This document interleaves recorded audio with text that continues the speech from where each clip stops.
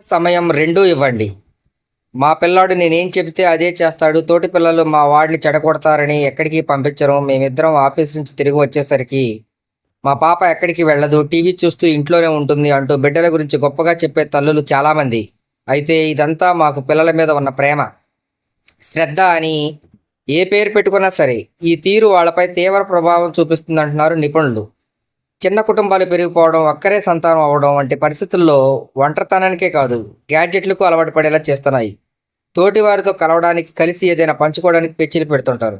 ఏ తల్లిదండ్రులైనా బిడ్డలే పంచప్రాణాలు. అలాగని వారిని ఎప్పుడూ అంటిపెట్టుకుని ఉండడం అనేది అంత మంచి, ఎవరితో కలవనివ్వకపోవడం అనేది అంత మంచిది కాదని చెబుతున్నారు. భవిష్యత్తులో వాళ్ళు ఇతరుపై ఆధారపడే అవకాశం ఎక్కువగా ఉంటుంది. స్వతంత్రంగా ఆలోచించే శక్తి కోల్పోయేలా చేస్తాయి. కావున మీ చిన్నారి భవిష్యత్తును ప్రమాదంలో పడేలా చేస్తుంది.